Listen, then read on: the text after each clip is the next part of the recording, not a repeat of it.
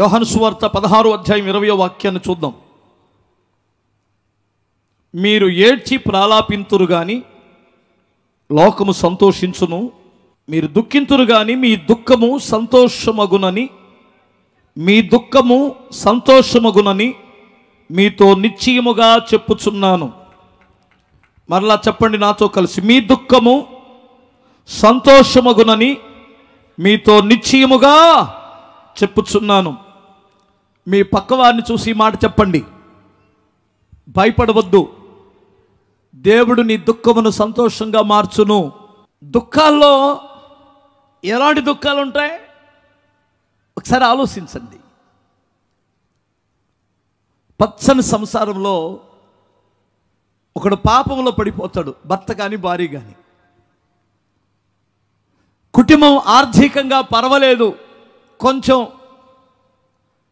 దీవెనకరంగానే ఉంటున్నామన్నప్పుడు దుష్టుడు ఒకడు దూరి ఏ ప్యాకాటుకో బెట్టింగ్కో వెళ్ళిపోయి అనవసరమైనటువంటి ఆటలకు వెళ్ళిపోయి ఆస్తి అంతటిని, ఇది ఒక దుఃఖమై ఉండొచ్చు. ఉద్యోగం లేకపోయినందుకు దుఃఖమై ఉండొచ్చు, నిందల వలన దుఃఖం అవ్వచ్చు. ఏమండి, వ్యాపారంలో వచ్చిన నష్టం వలన దుఃఖమై ఉండొచ్చు. పిల్లలను పెంచి పెద్ద చేస్తే వారు మార్గం తప్పుట వలన దుఃఖమై ఉండొచ్చు. వారు సెటిల్ అవ్వకపోవడం అది దుఃఖమై ఉండొచ్చు. దుఃఖానికి ఎన్నో కారణాలు ఉన్నాయి. కానీ ఈ దుఃఖాలన్నిటికీ ప్రభు అంటాడు, నువ్వు చెప్పు వారితో, వారి దుఃఖమును సంతోషంగా మారుస్తానని. దేవుడు మీ దుఃఖమును సంతోషంగా మార్చునుగాక. ఆమేన్. ఎంతమంది చెప్పారు? ఎలా ఎలా ఎప్పుడు దేవుడు నీ దుఃఖాన్ని సంతోషంగా మారుస్తాడు? మూడు విషయాలు చెప్పేసి ముగించేస్తాను. హల్లెలూయా చెప్పగలరు ఒకసారి? ఎప్పుడు నీ దుఃఖము సంతోషంగా మారుతుంది? నేను దుఃఖపడినటువంటి వాడినే, నేను ఏడ్చినటువంటి వాడినే. ఏమండి, నా దుఃఖాన్ని చూసిన దేవుడు, నా కన్నీళ్లు చూసిన దేవుడు నీ కన్నీళ్లు చూస్తాడు. హిజ్కియా రోగంతో ఏడుస్తున్నప్పుడు, హిజ్కియా నీ ప్రార్థన నేను విన్నాను, నీ కన్నీళ్లు నేను చూశాను అన్నాడు. ఇప్పుడు నీ దుఃఖము ఎలా సంతోషంగా మారుతుందో నేను మూడు విషయాలు చెబుతాను. నెంబర్ 1, ఫస్ట్, ఇప్పుడు నేను ముందు చెప్పినటువంటి ఏ పాపమైనా నీ పాపమునకు ప్రాయశ్చిత్తము జరిగినప్పుడు, నీ పాపానికి ప్రాయశ్చిత్తము జరిగినప్పుడు నీ దుఃఖము సంతోషంగా మారుతుంది. గుర్తుపెట్టుకోవాలి. హల్లెలూయా చెప్పగలరు ఒకసారి? ఎంతమందికి అర్థమవుతుంది? పాపము అనేటువంటిది 2 విధాలుగా మనుషులో ప్రవేశిస్తుంది. ఒకటి నువ్వు చేసుకున్న కర్మ పాపం, 2 నీ జన్మ పాపం.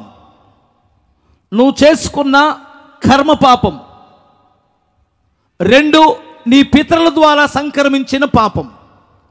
ఆస్తి కూడా 2 రకాలుగా వస్తుంది. ఒకటి, నువ్వు కష్టపడి సంపాదించుకుంటే ఆస్తి వస్తుంది. 2, నీ పితరుల ద్వారా నీకు సంక్రమిస్తుంది. యాస్టీస్గా ఆస్తి ఎలా వస్తుందో పాపము కూడా అలాగే ప్రవేశిస్తుంది. నువ్వు నీతిమంతుడు అయి ఉండొచ్చు, భక్తి కలిగినటువంటి వాడు అయి ఉండొచ్చు. ఎందుకు ఇలా జరుగుతుంది? నీ పితరుల శాపం నీ మీద పని చేయొచ్చు. గుర్తుపెట్టుకోవాలి. ఈ రెండిటి నుండి నువ్వు ఎప్పుడైతే విడుదల పొందుతావో అప్పుడు నీ దుఃఖము మారి నీ జీవితం సంతోషంగా మారుతుంది. అర్థం కాలేదా? హల్లెలూయా చెప్పాలి ఒకసారి. 2 చేతులు చెప్పు, ఇంకొకసారి చెప్పు. ఈ రెండింటికి ఎలా పాస్టర్ గారు? నిజమేనంటారా? నిజమే. ఎందుకో చెప్పనా? చూడండి ఒకసారి 2 కొరింథీయులకు పత్రిక 5వ అధ్యాయం 21వ వాక్యంలో ఒక మాట ఉంది. ఎందుకనగా ఎందుకు అసలు ఈ పాపం? ఎందుకనగా మనం ఆయన యందు దేవుని నీతి ఎగినట్లు పాపమెరగని ఆయనను మన కోసము పాపముగా చేసెను. గమనించాలి. ఎవరు చేసిన పాపం ఇది? ఎవరు చేసిన పాపం? ఇది మనం చేసిన పాపం. 8వ వాక్యం చదువుతున్న, రోమిలికి రాసిన పత్రిక. అయితే దేవుడు మన ఎడల తన ప్రేమను వెల్లడిపరుచుతున్నాడు. ఎట్లనగా, మనం ఇంకనూ పాపులమై ఉండగానే క్రీస్తు మన కొరకు చనిపోయాడు. ఎందుకు ఇలా చేస్తున్నాం చూడండి. ఇంకొక మాట, 7వ అధ్యాయం రోమిలికి రాసిన పత్రిక. అయ్యో, నేను కోరని దానిని చేసినలా దాన్ని చేయునది నా యందు నివసించు పాపమే గాని ఇకను నేను కాదు. నా యందు పాపము నివసిస్తుంది, అందుకని నా జీవితంలో ఇంత శాపాన్ని అనుభవిస్తున్నాను అన్నాడు. ఆ పాపానికి ప్రాయశ్చిత్తం అంటాడు, మనం ఇంకనూ పాపులమై ఉండగానే క్రీస్తు నీ పాపము నిమిత్తమై చనిపోయాడు అన్నాడు. ఆదాము ద్వారా మనందరికీ పాపము సంక్రమించింది. గమనించాలి, ఆదాము ద్వారా తరతరాల నుంచి పాపం వస్తుంది. ఆ పాపం నీ జన్మకర్మ పాపానికి కారణమై ఉండొచ్చు. ఇప్పుడు నేను చెప్తున్న మాట ఏమిటంటే, నీ దుఃఖము సంతోషంగా మారడానికి బైబిల్లో ఒక విషయం ఉంది, మీరు చెబుతాను. అపోస్తుల కార్యాలు 8వ అధ్యాయం 35వ వాక్యాన్ని చూడు. నపుంసకుడు అంటే చూడండి ఒకసారి. ఒక చోటుకు వచ్చినప్పుడు నపుంసకుడు, ఇదిగో నీళ్లు, నాకు బాప్తిస్మిచ్చుటకు ఆటంకమేమని అడిగి రథము నిలుపమని ఆజ్ఞాపించెను. పిలుపు నపుంసకుడు ఇద్దరును నీళ్లలోనికి దిగిరి, అంతట పిలుపు అతనికి బాప్తిస్మిచ్చెను. వారు నీళ్లలో నుండి వెడలి వచ్చినప్పుడు ప్రభు ఆత్మ పిలుపును కొనిపోయెను. నపుంసకుడు సంతోషించుచు తిరిగి వెళ్ళెను. ఇతని సంతోషానికి కారణం ఏంటి ఇప్పుడు మీకు అర్థమైంది అనుకుంటాను. స్తోత్రం చెప్పగలరా? ఇతను ఒక మంత్రి, ఇతను ఒక మంచి స్థానంలో ఉన్నటువంటి వ్యక్తి. ఇతనికి సంతోషము ఎలా వచ్చింది? ఇతని సంతోషానికి కారణం ఏమిటి అంటే, తన పాపమునకు ప్రాయశ్చిత్తంగా అతడు నమ్మి బాప్తిసం పొందాడట. లూకా సువార్తలో ఒక మాట ఉంది, ఒకసారి మీరు చదవండి. 15వ అధ్యాయం 24వ వాక్యం. ఈయన కుమారుడు చనిపోయి మరలా బ్రతికెను, తప్పిపోయి దొరికినని చెప్పెను. అంతట వారు సంతోషపడసాగిరి. కొట్టో చప్పట్లో. ప్రియులారా, సంతోషం ఎక్కడుంది అనుకుంటున్నావు? అసలు నిజమైన ఆనందం, సంతోషం ఎక్కడుంది అనుకుంటున్నావు? నేను ఒక పుస్తకంలో చదివాను, ఒక అతని పేరేమిటి,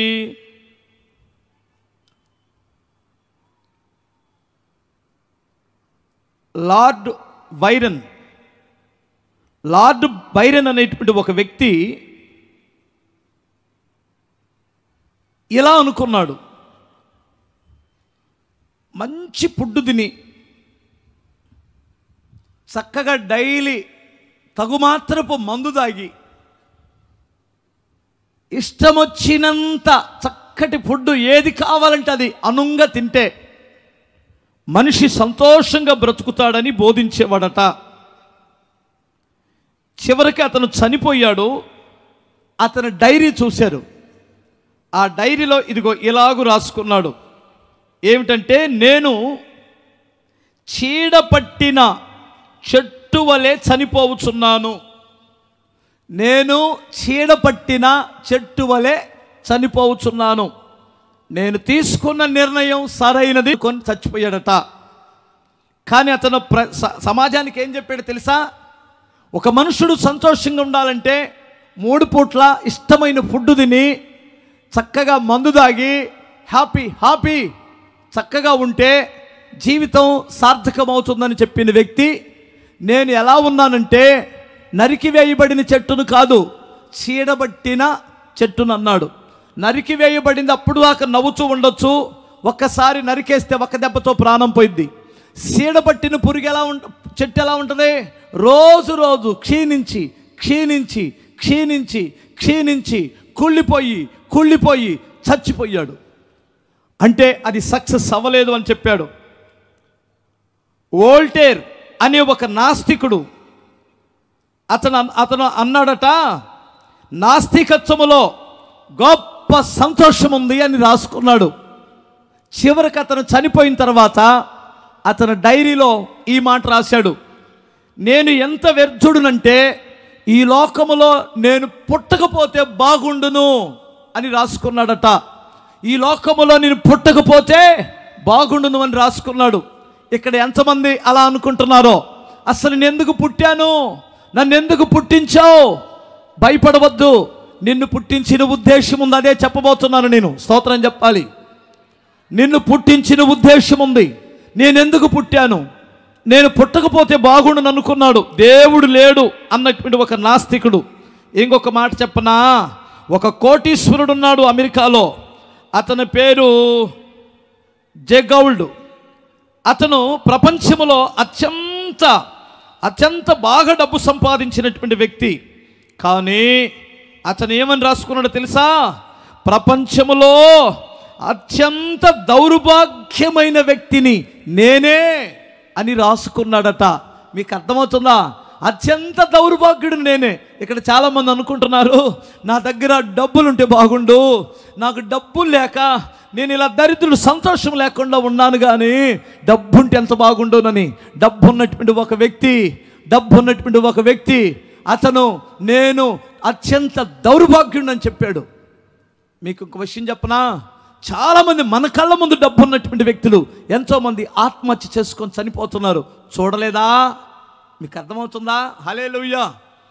అలెగ్జాండర్ అనేటువంటి ఒక వ్యక్తి ప్రపంచాన్ని జయించాడు. అతడు 30 సంవత్సరాల వయసులోనే, తన 22 సంవత్సరాల వయసులో తన తండ్రి చనిపోతే ఆ యొక్క గ్రీక్ సామ్రాజ్యానికి అతడు చక్రవర్తి అయ్యాడు. 22 సంవత్సరాల్లో తను పరిపాలకుడు అయ్యి ప్రపంచాన్ని తన హస్తగతం చేసుకున్నాడట. అలెగ్జాండర్ చక్రవర్తి. అతనికి ఒక రోజున జ్వరం వచ్చింది, జబ్బు చేసింది. 30 సంవత్సరాలు చిలుకు, 33 లోపు. వినాలి జాగ్రత్తగా. ప్రపంచంలో గొప్ప డాక్టర్స్ ఎవరంటే గ్రీకు డాక్టర్లే.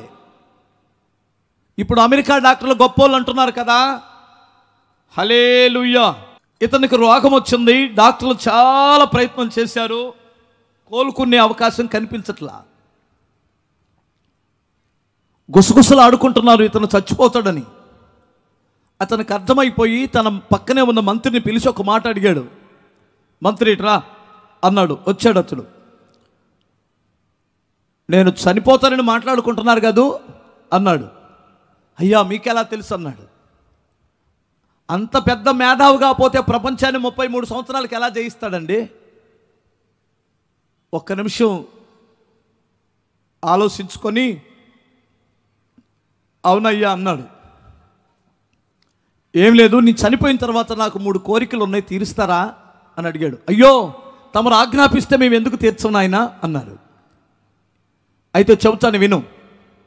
నేను చనిపోయిన తర్వాత నా శవాన్ని డాక్టర్లు మొయ్యాలి. నా శవాన్ని నా వారసులు మొయ్యకూడదు. డాక్టర్స్ మాత్రమే నా పాడి పట్టాలి.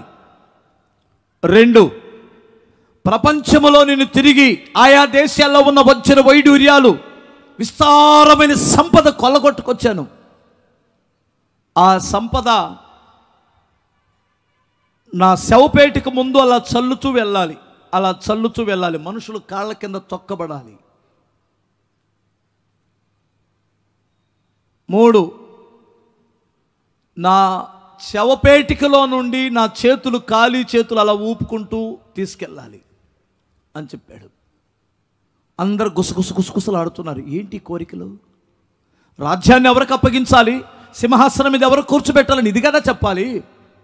ఏంటి కోరికలని గుసగుసలాడుతూ, అందులో ఒక ముఖ్యమైన స్నేహితుడు తన దగ్గరకు వచ్చి మాట్లాడిగాడు. నాయనా ఖచ్చితంగా అది చేస్తాం, కాకపోతే దీని ద్వారా ప్రపంచానికి మీరు ఏం చెప్పబోతున్నారు, రాజ్యానికి? దాని అర్థం ఏమిటి? ఎందుకు అలాంటి నిర్ణయాలు తీసుకున్నారు అన్నాడు. అప్పుడు ఏం చెప్పాడంటే, వరే పిచ్చోడా, వాస్తవంగా నా వయసు ఇప్పుడు 33. ప్రపంచంలో ఉన్న గొప్ప డాక్టర్స్, గ్రీక్ డాక్టర్లు మన దగ్గరే ఉన్నారు. ఇప్పుడు నెంబర్ 1 డాక్టర్లు. ఇప్పుడు నాకు మరణం వస్తున్నప్పుడు నా మరణాన్ని నుంచి విడిపించలేని అసమర్థులు డాక్టర్లు అయ్యారని నాకు అర్థమైపోయింది. దేవుడే ఒక మనిషిని తీసేయాలనుకుంటే ఎవడు బ్రతకడు. ప్రపంచానికి వాళ్ళు ఇవ్వాల్సిన మెసేజ్ ఏమిటంటే, అయ్యా ఒక మనుషుడు చనిపోయే పరిస్థితుల్లో మేము ఎంత పెద్ద మేధావులు, పెద్ద డాక్టర్లమైనా మేము బ్రతికించలేమని ప్రపంచానికి ఆ విషయం తాడి చెప్పాలి ఫస్ట్. అందుకని డాక్టర్లు మొయ్యాలి శవాన్ని. 2, నేను ప్రపంచాన్ని కొల్లగొట్టాను, దాని ద్వారా నేను ఏదో సాధిద్దాం అనుకున్నాను. కాళ్ళ కింద త్రొక్కబట్టడానికి తప్ప ఒక మనుషుడు కృంగిపోయి నాశనమైపోతుంటే బ్రతికించలేవని, డబ్బు ద్వారా ఏమీ జరగదని ప్రపంచానికి ఆ సంగతి తెలియాలి. 3, ఎందుకు నా చేతులు ఖాళీగా పెట్టమన్నానంటే, నేను ఏదో తీసుకొని వెళ్తానని ఊహించాను, కానీ నేను దిగంబరిగా వచ్చాను, దిగంబరిగానే ఖాళీ చేతులతో వెళ్ళిపోవాల్సి వస్తుంది. అది ప్రపంచానికి తెలియాలి అని చెప్పాడట. అంటే అతను అవస్థాన కాలంలో తన మరణించే ముందు డబ్బు, పదవి ఏమీ అక్కడికి రాలేదు, నేను దుఃఖములో చచ్చిపోతున్నాను అంటున్నాడు. ఇప్పుడు గమనించాలి మీరు. ఇప్పుడు నిజమైన సంతోషం ఎక్కడుందో మీకు అర్థమైందా? యేసు క్రీస్తులో ఉంది. నీ పాపమునకు ప్రాయశ్చిత్తం అక్కడ జరుగుతుంది. కల్వారి శిలువలో ఆయన రక్తము ద్వారా నీకు విమోచన కలుగుతుంది. చెప్పనా సఖ్యము గాని మహిమాయుక్తమైన ఆనందం, సంతోషం క్రీస్తులో ఉంది. అప్పుడే నీ దుఃఖము సంతోషంగా మారుతుంది. హల్లెలూయా చెప్పగలవా? ఈ యొక్క మధ్యాహ్న కాలంలో ఎంతమందికి క్రీస్తుని సంపాదించుకోవాలనుకుంటున్నారు? ఇంకొక విషయాన్ని మీకు చెబుతాను, నేను జాగ్రత్తగా వినండి. యోహాను సువార్త 16వ అధ్యాయం 24వ వాక్యం.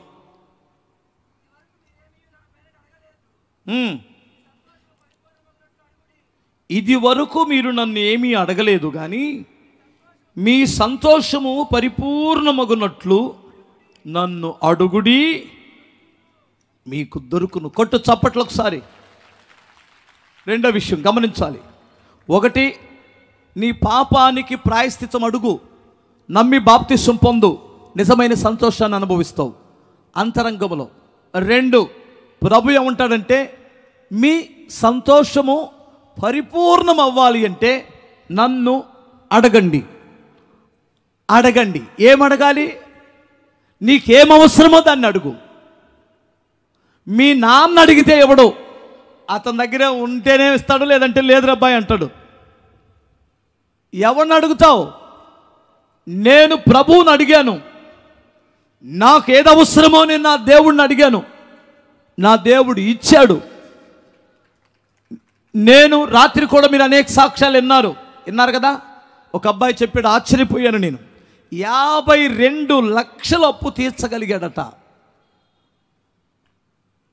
కొట్టు చప్పట్లో.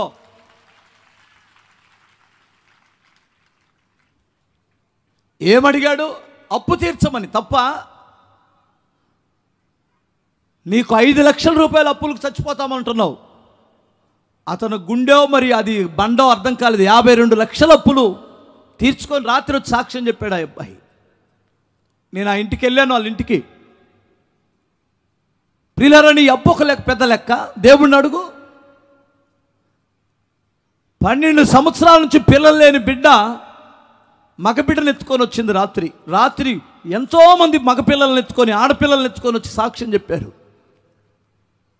నీ గొడ్రాలుతనం దేవుడు చూడటం లేదా?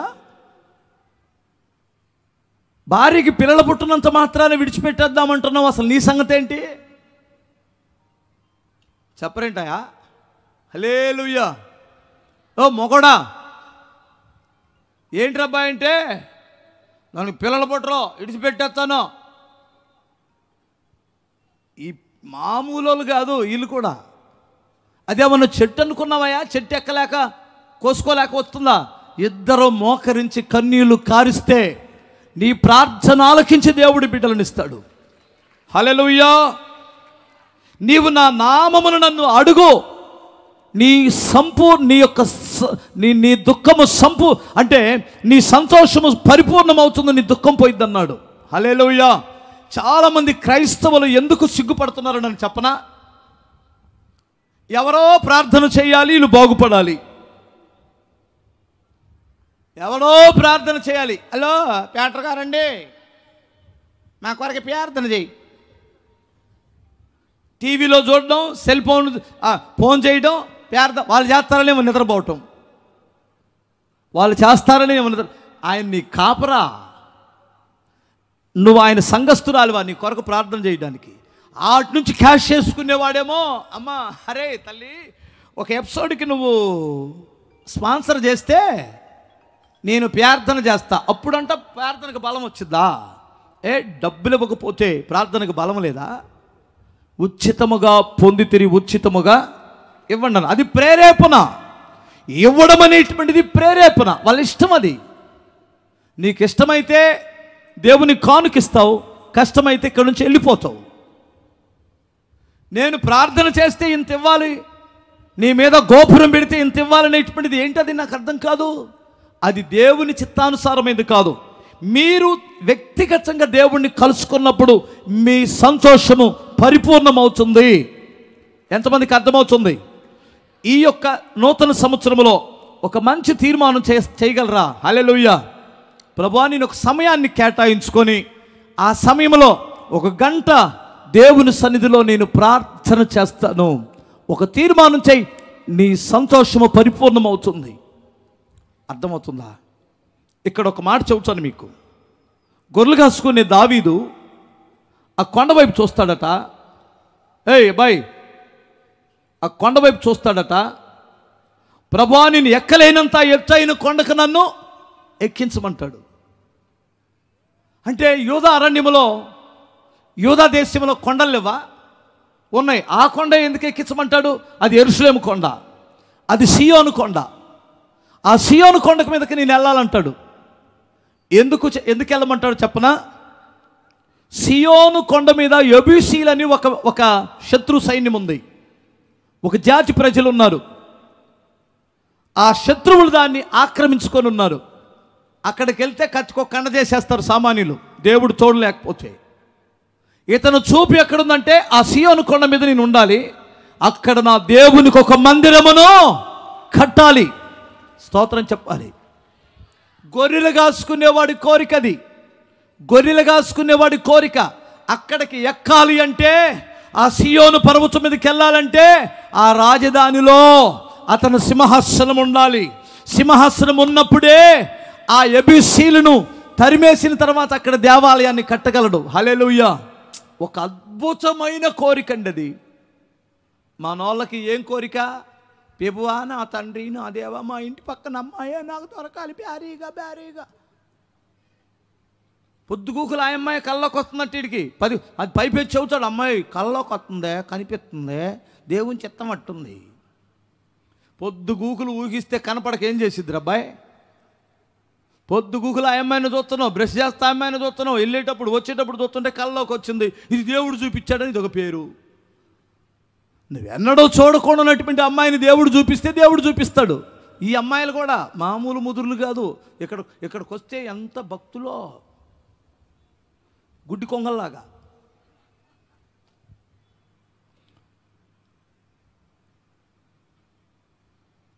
ఇక్కడ కాదమ్మా తగ్గింపు, ఇక్కడ కాదమ్మా పవిత్రత. ఇక్కడ ఎవడైనా పవిత్రంగానే ఉంటాడు.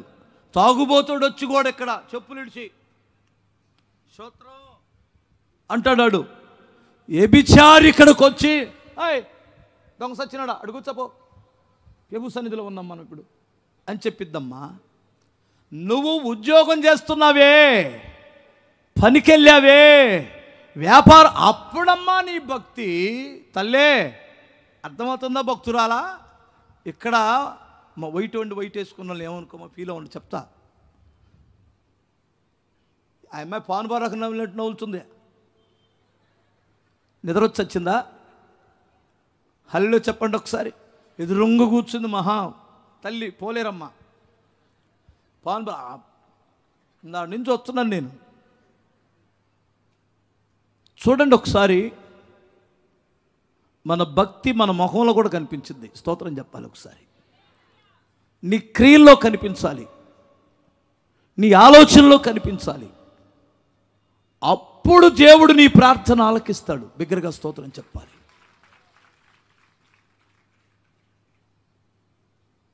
ఎత్తైన కొండకు ఎక్కించమంటే ఆ ఉన్నత శిఖరాలకు ఎక్కాడట. ఉన్నత శిఖరాల్లోకి ఎక్కేసాడు. బిగ్గరగా స్తోత్రం.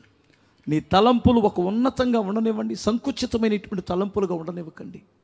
నేను ఎప్పుడు చెబుతాను, ప్రతి జనవరి 1కి చెబుతున్నాను మీకు, ప్రభా మా అబ్బాయికి ఆ టెండర్ పోస్ట్, తండ్రి ఆ టెండర్ పోస్ట్, నాయన కలెక్టర్ అడగవే. స్తోత్రం చెప్పండి. గ్రూప్ 1 జాబ్ కొట్టలేడా? ఏంటి అలా చూస్తున్నారు? నీ మైండ్లో దరిద్రం ఉంది. ఫస్ట్ నీ మైండ్ ఒక ఉన్నతంగా ఉండాలి. నేను ఒక నిప్పులాగా బ్రతుకుతున్నాను, నా దేవుడు నన్ను ఆశీర్వదిస్తాడని నమ్మకం ఉండాలి.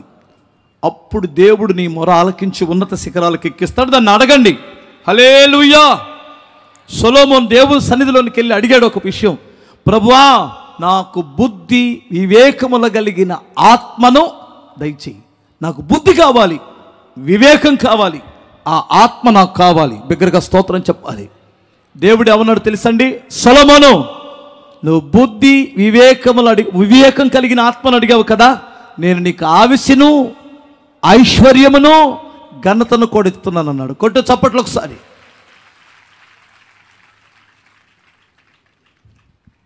నువ్వు అడుగు దేవుని దగ్గర. అడగండి అమ్మా. నేను ఇంకొక మాట చెప్పనా? హల్లెలూయా చెప్పగలరు ఒకసారి? చీపు ఆ చిన్న మైండ్ తీసేయండి. ఓటుకు 500 1000 రూపాయలు ఇస్తారండి, దాని మీద పోట్లాట, బూతులా. మా ఓటు డబ్బులు రాలేదండి, ఎవడో నాశనం అయిపోను, వాడు సాధారణ అయిపోను. బాప్తిసం ఏమైంది? రక్షణ ఏమైంది నీకు? ఎన్ని రోజులు వస్తాయి డబ్బులు? ఏటమాసం కేజీ అన్న వస్తుందా? ఏంటి అలా చూస్తున్నారు నా వైపు? దీనికి పెట్టాడంటే టెండరనా? ఇల్లు తిరిగిద్ది. అన్నయ్య మా ఓటు స్లిప్ రాలేదు అన్నయ్య, మాకు డబ్బులు ఇవ్వలేదు. డబ్బులు ఎవరి దగ్గర ఉన్నాయి? పేటలో డబ్బులు ఎవరి దగ్గర ఉన్నాయి? ఏ బజార్ ఎవరి దగ్గర ఉన్నాయి? ఎవరి దగ్గర ఉన్నాయి మా డబ్బులు? అరే ఏమి తిరిగిద్దో కాలుగాలిని పిల్లిలాగా. నేనంటాను, ఏంటది? పంట పండనివ్వండి, పరిగెరుకోకండి. చేను పండనివ్వండి, మూల నిండిద్ది. చేను పండనివ్వండి, పరికి మీద మనసు పెట్టకండి. ఆకాశమందున దేవుని దగ్గర నుంచి నీకు ప్రతిఫలం రావాలి. ఒక రోషంగా నీ మైండ్ ఒక ఉన్నతంగా ఉండనివ్వండి. అడగండి దేవుణ్ణి, ప్రభువా నా బంధువుల్లో, నా రక్త సంబంధుల్లో నేను ఉన్నత శిఖరాలలో ఉండాలని అడుగు.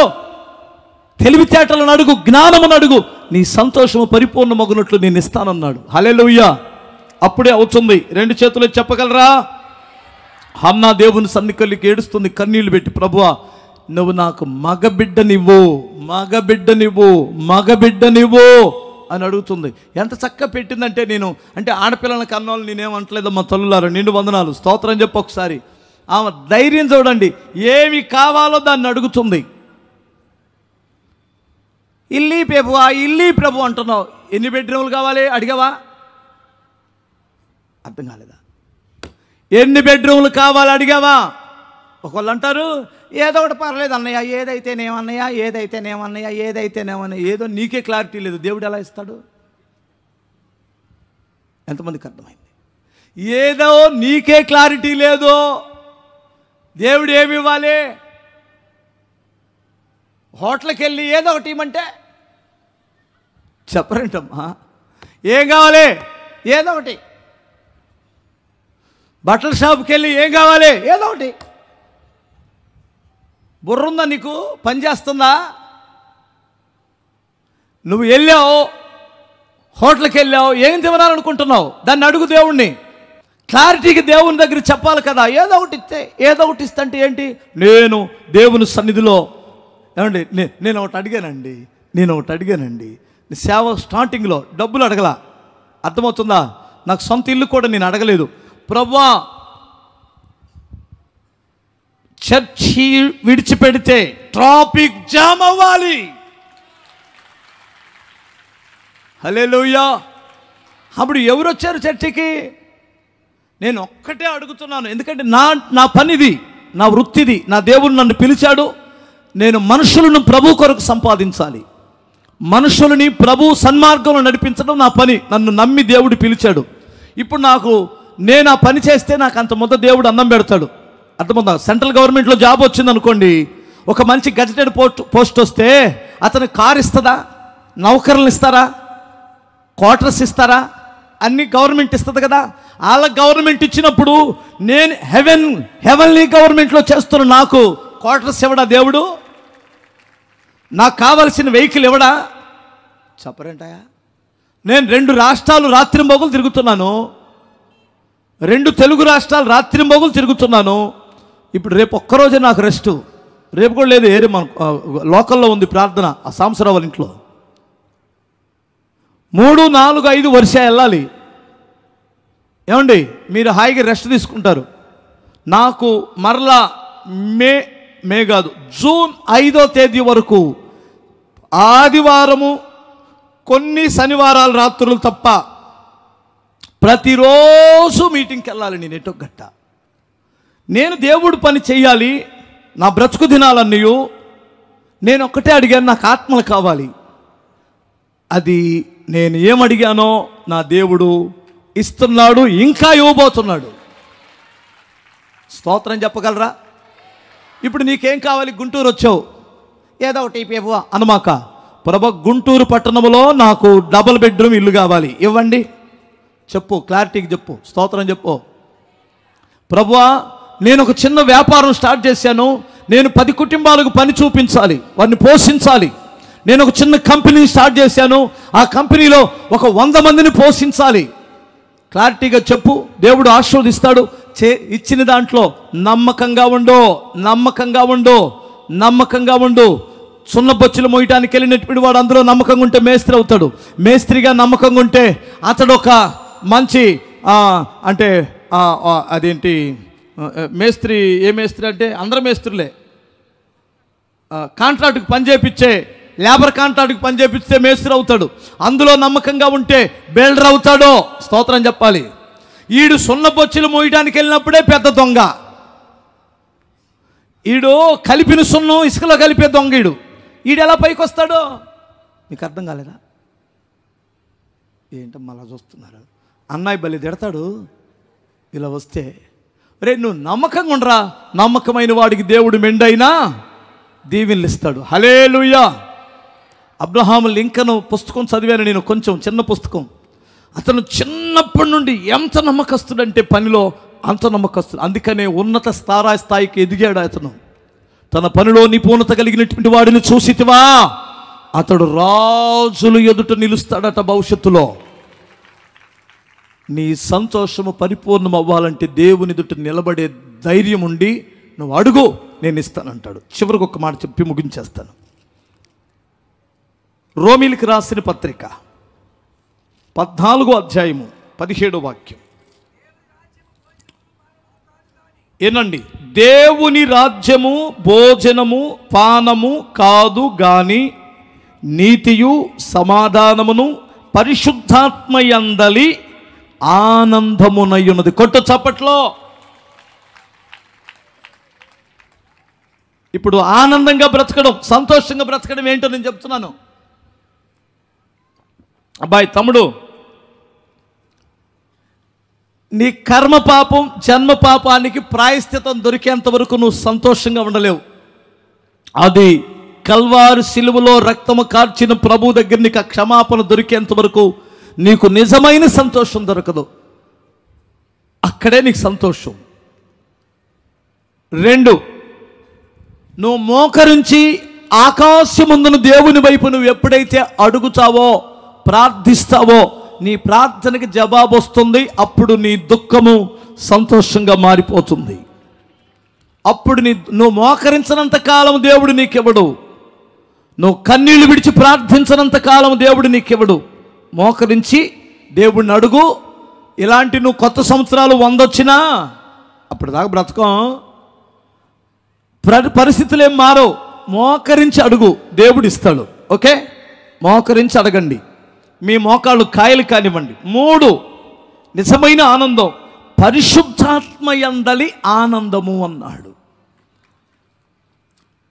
కొట్టు కొట్టు,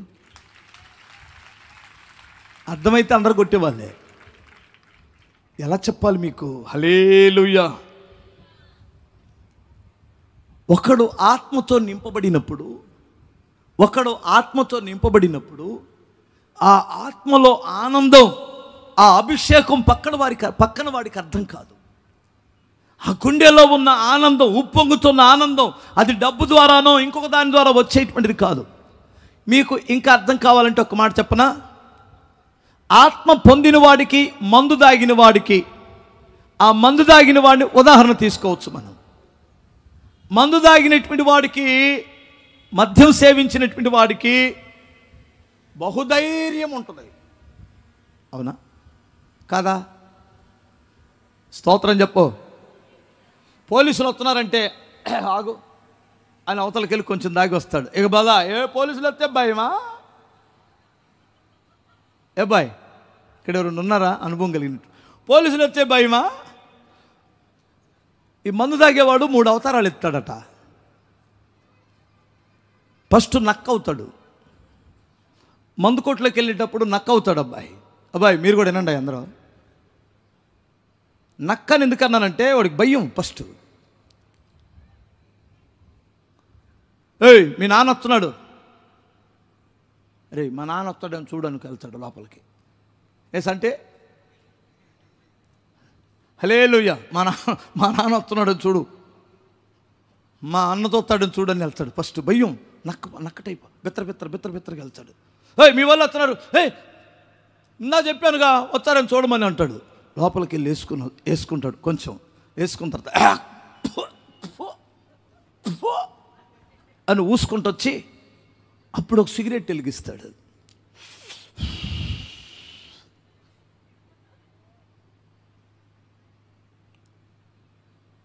ఇంకొంచెం లైట్గా వేసుకున్న తర్వాత ఎవడో ఈ సెంటర్లో పెద్ద పూలు అయిపోతాడు. ఇంకాడు మీ నాన్న వస్తున్నాడంటే రాని భయమా? రే మీ వాళ్ళు వస్తున్నారు భయమా? భయపడేవాళ్ళు లేడు. ఏమయ్యాడు? పెద్ద పూలు అయ్యాడు. ఇంతటితో ఆగితే పెద్ద పూలే. వీడికి అనుభవం లేదు, చూస్తున్నాడు వాడు.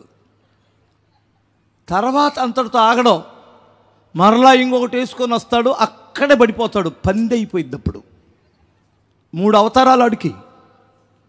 అక్కడ వాంతు చేసుకుంటే కుక్కలు వచ్చి నాగుతాయి. అబ్బాయి ఎంతమందిని చూడలేదు మీరు? స్తోత్రం చెప్పాలి. ఆడు తాగి పడిపోయాడు కదా, తాగి పడిపోతే అయ్యి బాబు నేను కూడా పడిపోతానేమో, ఇంకెక్కువ తాగకూడదు అనుకోడు. వీడు ఒక క్వార్టర్కే పడిపోయాడు. ఎదవా మనం 2 వేస్తామంటాడు వీడు. పెద్ద పులి. వీడి ధైర్యాన్ని చూడాలి. భలే ధైర్యం ఉంటుంది లోపల. అది మద్యం వలన వచ్చే ధైర్యం. ఆ దిగిపోతే ధైర్యం పోయింది. పరిశుద్ధాత్మ లోపలుంటే అర్థమవుతుందా? అగ్నిగుండంలో వేస్తున్నాం, చంపేస్తామంటే అంటారు. మా దేవుడు రక్షించుటకు సమర్థుడు, ఒకవేళ రక్షించకపోయినా మృక్కం. హల్లెలూయా. మా ఊరిలో మీటింగ్ పెట్టాం. ఒక గొడ్డలు తీసుకొని వచ్చాడు సైతానుడు. మా రాములవారి గుడి దగ్గర పెట్టాం. వెంకనరసయ్య గారు అని ఒక ఆయన దగ్గర పర్మిషన్ తీసుకొని నువ్వు ఇక్కడే కూర్చోవాలన్నాను. ఆడొకడు గొడ్డలు తీసుకొని వచ్చాడు. రే అని బూతులు తిడుతున్నాడు. కిందన్న వాళ్ళు చూడండి మహా భయపడుతున్నారు.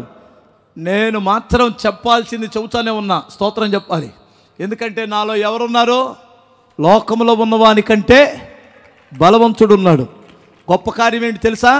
మా వాళ్ళు ఒక మాట చెప్పాడు. ఆయనకి ఇప్పుడు దేవుడు పూనుకొని ఉన్నాడో, పోలేరమ్మ పూలిద్ది కదా మన వాళ్ళకే, అట్లాగే పరిశుద్ధాత్మ దేవుడు ఆయనకి పూనుకొని ఉన్నాడు. ఇప్పుడు కానీ నరికామంటే నువ్వు చేస్తావు, స్టేజీ దిగిన తర్వాత నరుకుతూ కానీ అన్నాడు వాడు. సరే ఆడు దిగినాడు, సంగతి తెలుస్తానని ఆడు కూర్చున్నాడు. ఈ లోపల ఆ ఇని ఆయనకి ఎక్కింది, ఆ పెద్ద మనిషికి ఎక్కింది వాక్యం. స్తోత్రం చెప్పాలి. ఎక్కామన్నా రే పనికి మాలినోడా.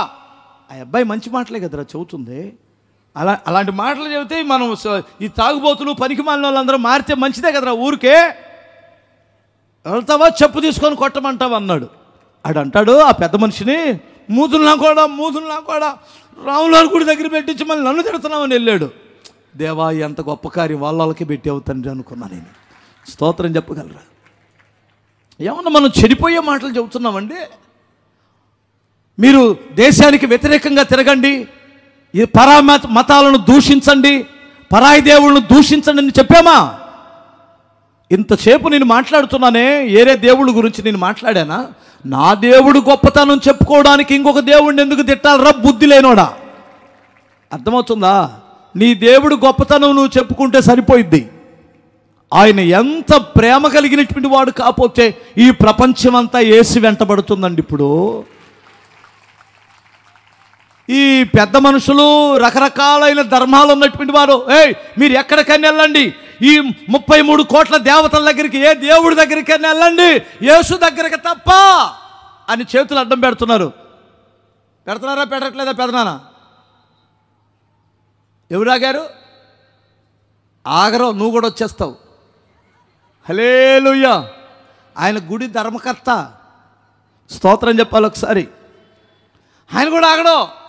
ఎందుకంటే ఎవడు అడ్డం పెట్టినా ఆగడు. ఎందుకంటే ఆ మహోన్నతుడిని దేవుడు దుఃఖమును సంతోషంగా మార్చువాడు, రోగాలను బాగు చేస్తున్నవాడు, సమస్యల నుంచి విడిపిస్తున్నవాడు, పితరుల ఆస్తి ఇవ్వకపోయినా, లోకములో ఏ దిక్కు లేకపోయినా ఆదరించి అట్టడుగు నుంచి పైకి లేపుతున్న దేవుడు, సర్వశక్తి గల దేవుడు. ఇంకెవరు ఆగుతారండి? ఇంకెవరు ఆగుతారు? మొన్న ఒక అమ్మాయి వచ్చింది, 12 సంవత్సరాలండి. ఆ అమ్మాయికి ఏవ్ ఏవ్ ఏవ్ ఏవ్ ఏవ్ ఇదే పనండి. భయం వేసిపోయింది నాకు. చర్చి దగ్గర తీసుకొచ్చారు ఆ అమ్మాయిని. ముందు నేను చేయటానికి భయపడ్డాను. 12 సంవత్సరాల దయ్యం అది. వాళ్ళు అంటారు చేతబడలేదో చేశారని. ప్రభువా నిన్ను ఆశ్రయించారు వీళ్ళు. ఎన్నో దేవతల దగ్గరికి, దేవుళ్ళ దగ్గరికి, మాంత్రికుల దగ్గరికి వెళ్ళారు. ఇప్పుడు చివరి ప్రయత్నంగా నీ దగ్గరికి వచ్చారు. వారు తగ్గించుకొనే వచ్చారు. మీరు కార్యం చేయండి అని చెప్పి ప్రార్థన చేసి నేను వెళ్ళి ఆ రాత్రి ప్రార్థన చేశాను. తెల్లారి పొద్దున్నే వచ్చి ఆరాధన, శనివారం వచ్చారు వాళ్ళు. పొద్దున్నే ఆరాధనలో కనిపించిందా అని చూస్తే జనంలో కనిపించలా. లాస్ట్లో ప్రార్థన చేసుకోవడానికి వచ్చింది, కానీ నేను ఆ అమ్మాయి అనుకోలేదు. ఎందుకంటే అంత ప్రశాంతంగా ఉండదు అనుకోవాలా. స్తోత్రం చెప్పాలి. ఏమ్మా ఎలా ఉందంటే, అన్నయ్య ఆ రాత్రే దేవుడు నన్ను ముట్టాడు అన్నయ్య. ఇన్ని సంవత్సరాల్లో దేవుడు నన్ను తాకాడు. నిన్న ఆదివారం, అర్థమవుతుందా, 31 నిన్న పగలు భార్య భర్తలు ఇద్దరు ఫ్యామిలీతో వచ్చి ప్రార్థన చేయించుకున్నారు. తన ఉద్యోగస్తుడు, గవర్నమెంట్ జాబ్ అతనికి. ఇంకెవడాపగలడు వాళ్ళనే? నువ్వు చేతులు అడ్డం పెట్టమ్మా చూద్దాం, నువ్వు చేతులు అడ్డం పెట్టి చూద్దాం. యేసు ప్రభు గొప్ప దేవుడు కాదు అని చెప్పు చూద్దాం. వాళ్ళు ఎందుకు వింటారు? ప్రాక్టికల్గా దేవుడిచ్చిన అనుభవపూర్వకంగా అనుభవించారు. ఇక ఎవడ మాట వినరాళ్ళు. నేను కూడా అంతే. అర్థమవుతుందా? నేను కూడా అలా స్వయంగా దేవుని యొక్క ప్రేమను రుచి చూసి తెలుసుకున్నాను. నాకు ఫస్ట్ బైబిల్ తెలీదు, ప్రభువు చేసిన కార్యము తెలుసు. ఫస్ట్ నాకు బైబిల్ తెలియదండి. ఆయన చేసిన కార్యం, మా అమ్మను బ్రతికించాడు. నేను అప్పులు పాలై ఇక్కడ పొలాలే చచ్చిపోదామనుకున్న రాత్రి ప్రభు నాతో స్వయాన వచ్చి మాట్లాడాడు. ఇంకెవడు ఆపగలడు? ఈ రాత్రి నువ్వు ఏ దుఃఖంతో, ఈ మధ్యాహ్న కాలమును ఏ దుఃఖంతో నువ్వు వచ్చావో, నా ప్రభు మీతో చెప్పమన్న మాటే నేను చెబుతున్నాను. మీ దుఃఖము సంతోషమగునని ప్రభువు చెబుతున్నాడు. నీ దుఃఖము అది అప్పు ద్వారా కావచ్చు, వ్యాధుల ద్వారా కావచ్చు, పాపము ద్వారా కావచ్చు, ఎలాంటి బంధకాలలో ఉన్నావో. అర్థమవుతుందా? వ్యభిచార బంధకాలలో ఉన్నావా? అదే నీ దుఃఖానికి కారణమైతే నా దేవుడిని నేను విడిపిస్తాడు. లేదు, జూజమనే బంధకాలలో ఉండి అదే నీ కుటుంబాన్ని ఏడిపిస్తుందా? ఆ జూజ బంధకాల నుంచి నీ దేవుడిని విడిపించగలడు.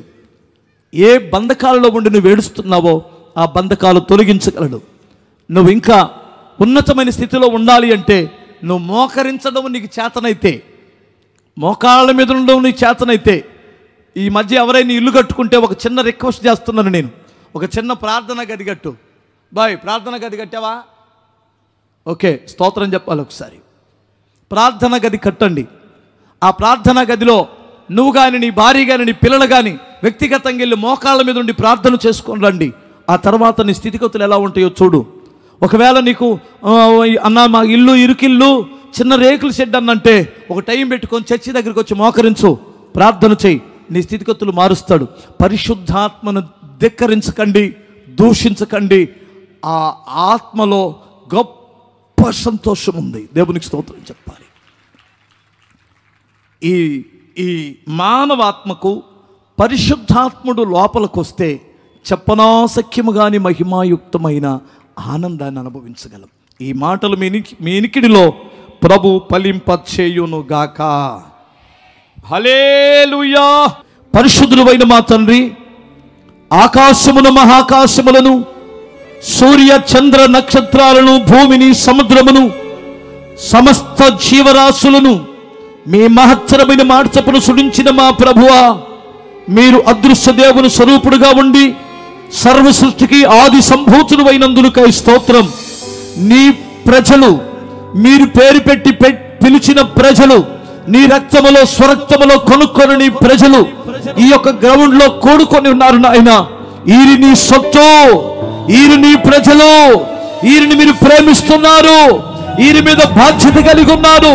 వీరందరూ ఆస్వాదించండి, వీరందరిని దీవించండి.